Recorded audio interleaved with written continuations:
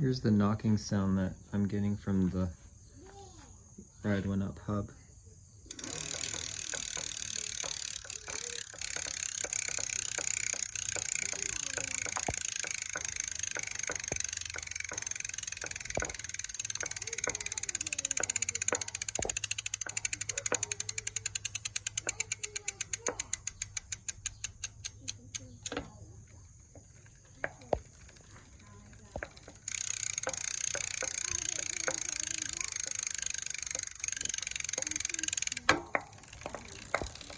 This is without the motor on at all.